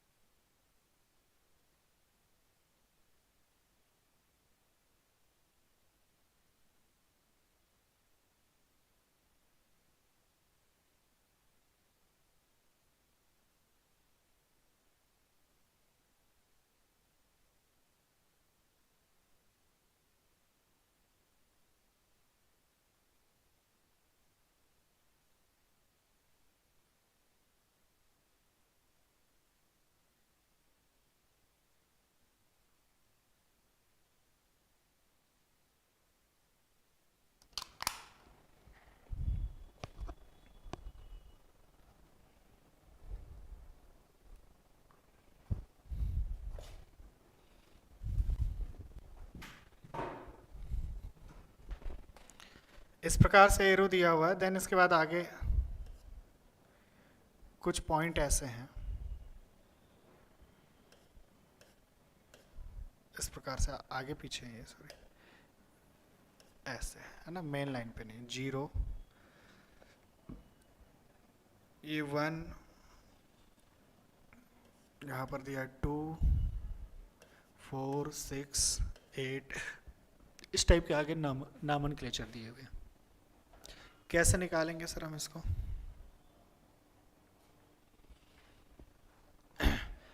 सबसे पहले हमें देखना होता है मेन स्केल और वर्नियर स्केल। ध्यान दो इधर, ये नीचे वाला आपका वर्नियर स्केल है और ऊपर वाला मेन स्केल है। तो मेन स्केल और वर्नियर स्केल में ये लाइन कहीं ना कहीं एक्ट होगी, ये लाइन कहीं ना कहीं आपस में सेम दिखेगी। वर्नियर स्केल और मेन स्केल की कोई एक लाइन ऐसी होगी जो सेम दिखेगी, सेम लाइन में दिखेगी। जैसे यहाँ पर दिख रही है आपको इस एरर, मतलब ये जो आपको मैंने क्वेश्चन दिया है इसमें दिख रही है। तो जो लाइन सेम दिख रही है वहीं से हमको मेजरमेंट करना है, जो लाइन सेम दिख रही है वहीं से हमको क्या करना है, मेजरमेंट करना है। कैसे मेजरमेंट करते हैं देखो, तो सर मेन स्केल आपको माप निकालना है, तो माप कैसे निकलेंगे? मेन स्केल का जो रीडिंग दिख रहा होगा इधर पर मेन फर्स्ट वाला, ठीक है, मेन स्केल का reading plus 0.1 mm into vernier scale का reading, 0.1 mm into vernier scale का रीडिंग। अब ध्यान दो इधर, इसकी माप हम आसानी से बिना फॉर्मूले के भी निकाल सकते हैं, बट ये फॉर्मूला का यूज करके भी निकाल सकते हो। मेन स्केल कितना दिया हुआ है यहाँ पर reading 0 into 0 plus 0.1 into vernier scale में कितना दिया, देखो 0 के बाद जो मिल रहा है यहीं पर देखना है हमको, है ना। तो ये कितना लिखा हुआ है आपका, ये यहाँ तक तो 2 है, 2 के बाद ये कितना हो गया, मतलब 0 1 2 3, कितना दिख रहा है यहाँ पर सर 3 दिख रहा है, ये हमारा रीडिंग आ गया। तो 0 प्लस 0.3 बराबर कितना आ गया 0.3 mm, 0.3 mm। इधर पीछे आप बताएंगे, अगला क्वेश्चन मैं आपसे पूछ रहा हूं, एक क्वेश्चन और दे रहा हूं मैं।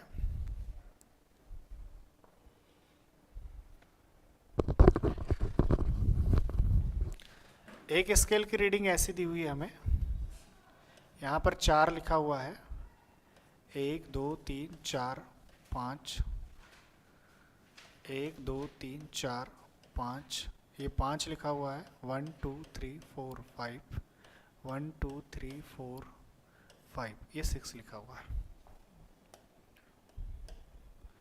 ये मेन स्केल है, वर्नियर स्केल का रीडिंग कुछ इस प्रकार से है।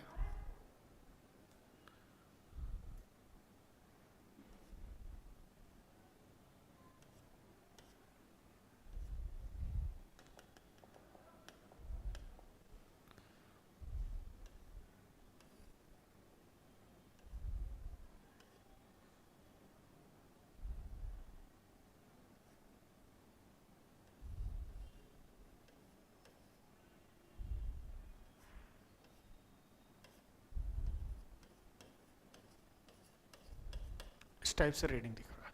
तो बताना है आपको यहाँ पर कि माप कितनी होगी, माप कितनी होगी। हाँ बोलिए। 0.8 mm, इधर पीछे भी है, बोलो।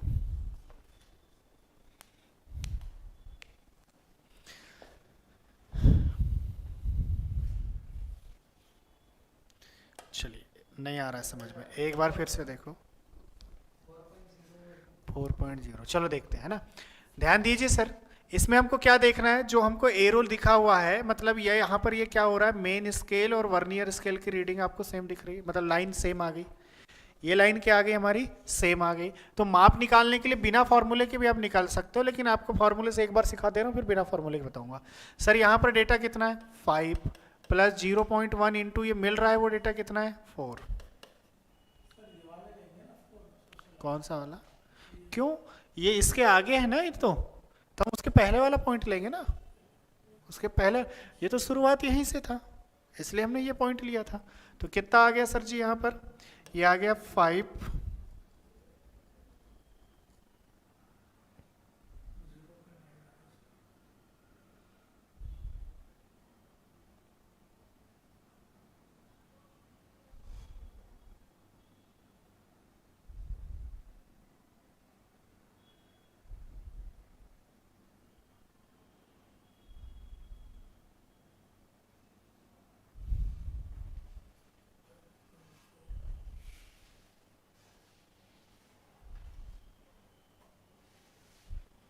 5 नहीं आएगा, ये आपका 50 होगा ना, mm में काउंट करेंगे तो 50 mm होगा, अगर mm में हम काउंट करेंगे तो ये कितना हो जाएगा 50।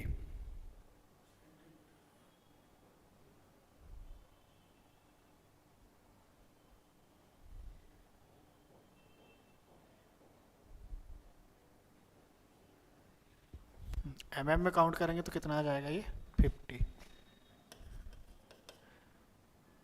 प्लस कितना हो गया ये 4 इंटू 0.1, तो 50.4 mm, इस टाइप से। चलो एक आध क्वेश्चन और देखते हैं, इसमें कुछ ना वो आगे पीछे हो गया है, उस क्वेश्चन को छोड़ दीजिए, मैं अगला क्वेश्चन दिखा रहा हूँ, करवा रहा हूँ। अगला क्वेश्चन में देख के वो मन से लिया था ना, तो कुछ आगे पीछे हो गया है, कुछ यहाँ पर देखो, एक आधा अगर आया हुआ क्वेश्चन देख लेते हैं। इस टाइप का क्वेश्चन दिया हुआ है,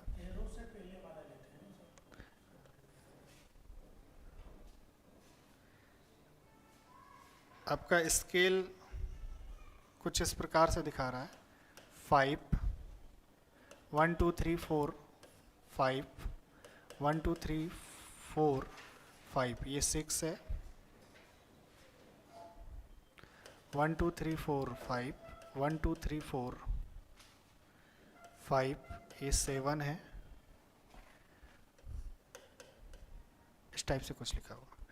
और इसकी रीडिंग यहाँ पर कुछ ऐसे दिखा रहा है, ये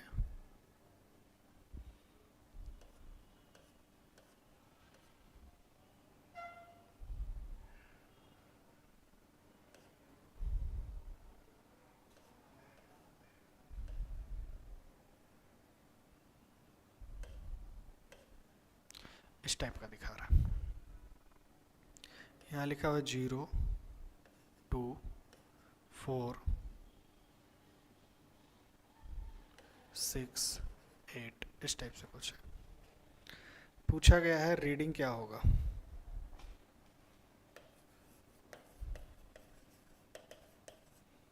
रीडिंग क्या होगा,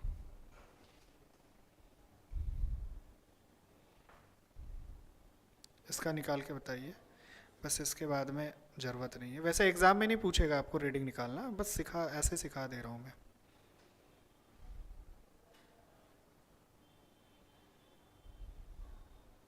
कितना आया?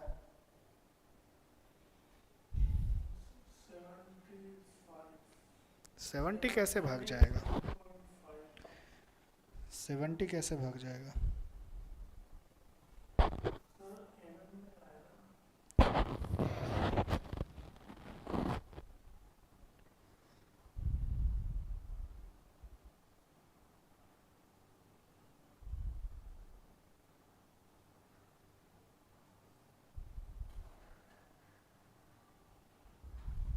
कितना आया बोलो?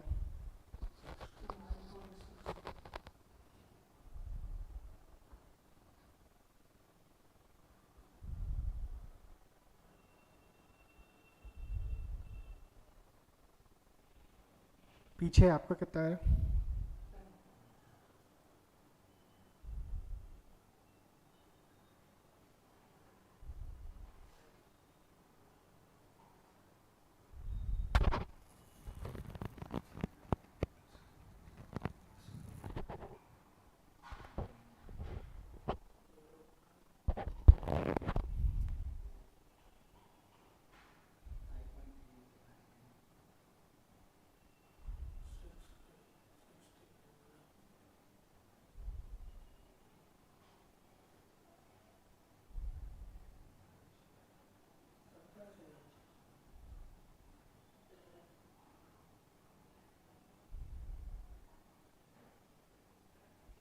निकाल लोगे? किस पर आ रहा है? 0.6 ये ऐड हो जाएगा आपका, और इधर डिस्टेंस कितनी आ रही है आपकी? 69.6। ठीक है, तो बना लोगे ऐसे क्वेश्चंस? अरे बन जाएंगे, खैर आएगा नहीं आपको, इस पे व्यापम और एलपी में नहीं आता ये, तो आपको जब आपका ट्रेड का जब पेपर होता है ना उसमें पूछ लेता है। हमको तो सिर्फ क्या पूछता है, इसका लीस्ट काउंट कितना होता है। तो हेडिंग डाल लेना types of calliper, vernier calliper, vernier calliper, types of vernier calliper. Heading डाल लीजिए टाइप्स ऑफ वर्नियर कैलिपर। सबसे पहला लिखना universal caliper, universal caliper.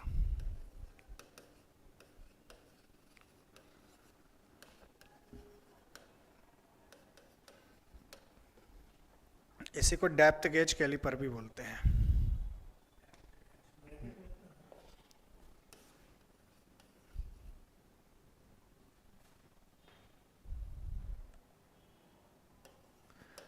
Vernier depth gauge.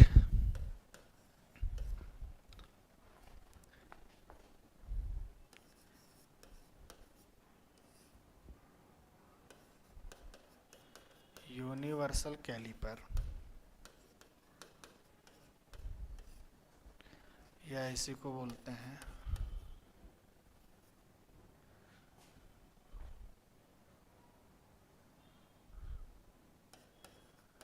Vernier depth gauge. अच्छा, इसको यूनिवर्सल कैलिपर या यूनिवर्सल वर्नियर कैलिपर भी बोल सकते हो, कोई दिक्कत नहीं है ना। यूनिवर्सल कैलिपर या यूनिवर्सल वर्नियर कैलिपर भी बोल सकते हैं। लिखो,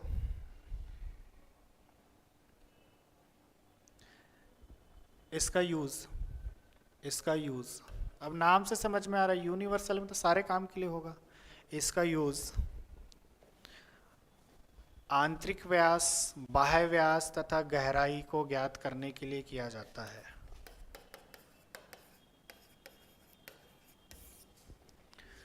आंतरिक व्यास, बाह्य व्यास तथा गहराई को ज्ञात करने के लिए किया जाता है।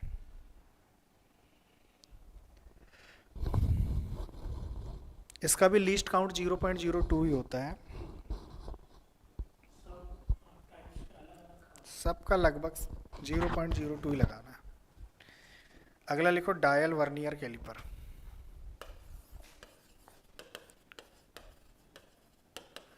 Dial vernier calliper, dial vernier calliper, dial vernier calliper, dial vernier caliper.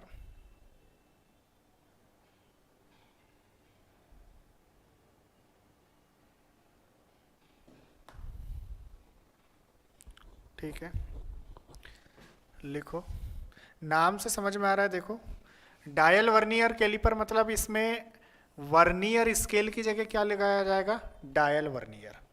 तो लिखते हैं, इसमें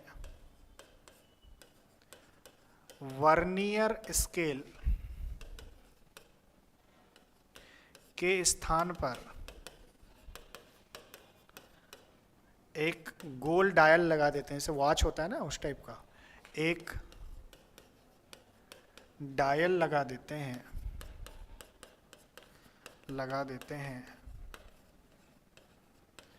जिसमें 100 भाग बने होते हैं।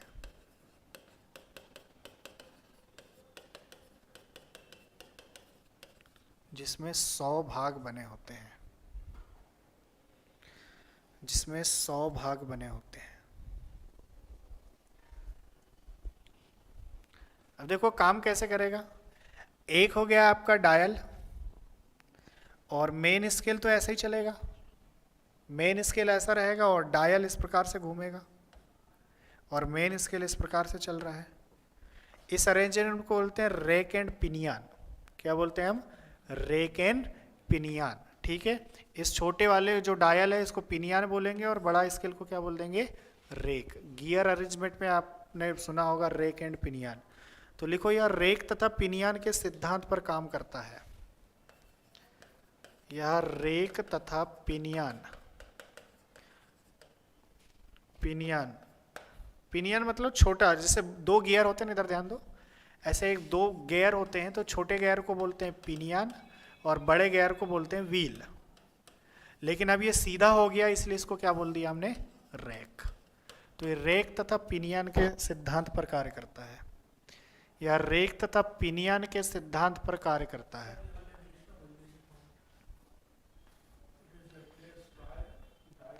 हाँ, लिखो, in this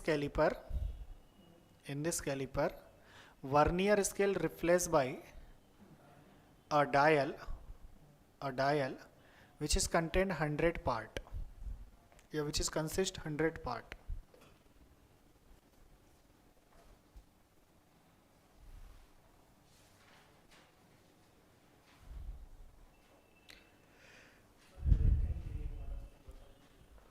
rake and pinion मतलब ये कि देखो, वर्नियर स्केल जो आपका था यहाँ पर, इस वर्नियर स्केल की जगह हमने एक यहाँ डायल लगा दिया, इस प्रकार का डायल लगा दिया, और इस डायल में कितने हिस्से कर दिए, 100 भाग कर दिए। ठीक है, 100 भाग कर दिए। इसके कितने भाग कर दिए, 100 भाग। तो सर ये जो मेन स्केल है वो तो ऐसे ही रहेगा, इधर देखो पीछे, मेन स्केल तो ऐसे ही रहेगा, ये इस प्रकार से चलेगा, ये इस प्रकार से चलेगा। तो सर ये जो ऐसा घूम रहा है, मेन स्केल ऐसा रहेगा और वर्नियर स्केल इसके ऊपर ऐसा घूमेगा, ऐसे चलेगा आगे पीछे। तो ये जो डायल है इसका मोशन सर्कुलर है, और ये जो है रेक टाइप का, मतलब ट्रांसवर्स मोशन है, और इसको सर्कुलर मोशन है। तो सर्कुलर टू ट्रांसवर्स या ट्रांसफर टू सर्कुलर बोलते हैं रेक एंड पिनियन अरेंजमेंट। इसलिए हमने यहाँ पर लिखा हुआ है कि ये किस सिद्धांत पर कार्य करता है, रेक एंड पिनियन के, अरे यार, किस सिद्धांत पर कार्य करता है, रेक एंड पिनियन के सिद्धांत पर कार्य करता है, रेक एंड पिनियन के सिद्धांत पर कार्य करता है। अगला लिखोगे, इसका लीस्ट काउंट भी उतना ही होगा 0.02 mm। Gear teeth vernier calliper. अगला है gear teeth vernier calliper. Gear teeth vernier calliper. नाम से समझ में आ रहा है, गियर टिथ मतलब क्या निकाल रहा होगा, गियर की टिथ मापने के लिए इसका उपयोग करते हैं। इसका उपयोग जी, पहले वाला तो जैसे, पहले वाला तो हमने देखा, ये देखिए वर्नियर तो तीनों काम के लिए यूज होगा। जो डायल है वो जहां वर्नियर स्केल था उसकी जगह बस डायल है, तो वो भी तीनों काम करेगा, कोई दिक्कत नहीं। लेकिन ये स्पेशल एक है, gear teeth vernier calliper. Gear teeth vernier calliper क्या करता है, तो इसका उपयोग स्पुर गियर, स्पुर गियर की टिथ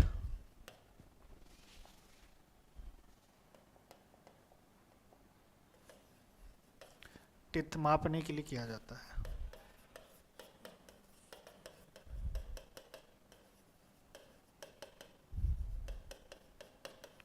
स्पुर गियर आपने देखा होगा कुछ इस प्रकार से होता है,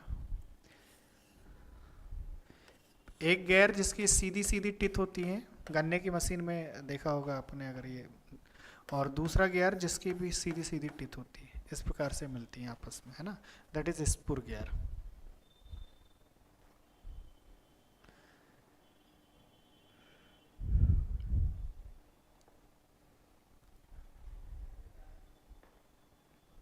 हो गया। अब आजकल कौन से यूज हो रहे हैं जी, डिजिटल वाले, देखा होगा आपने डिजिटल वर्नियर कैलिपर्स, नहीं देखा? अरे आजकल जो यूज हो रहे हैं वो डिजिटल वर्नियर कैलिपर्स, डायरेक्ट सामने पर आपको डेटा दिखाने लगते हैं 2 डिजिट में, देखा होगा ना? डिजिटल नहीं देखे, क्या दिक्कत है डिजिटल में?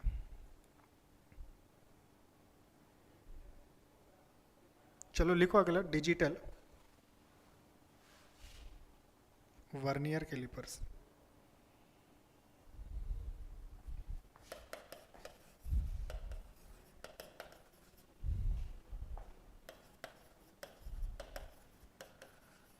कैलिपर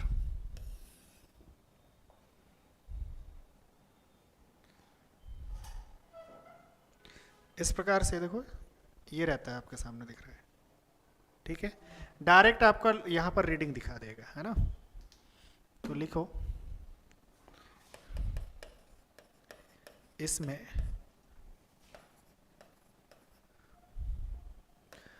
वर्नियर स्केल के ऊपर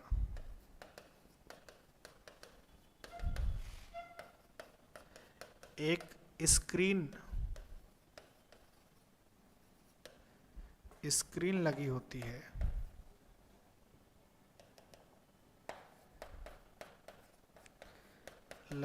है,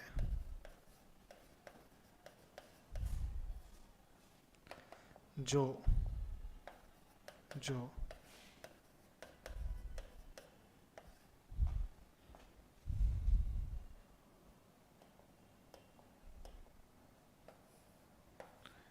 दशमलव के 2 स्थानों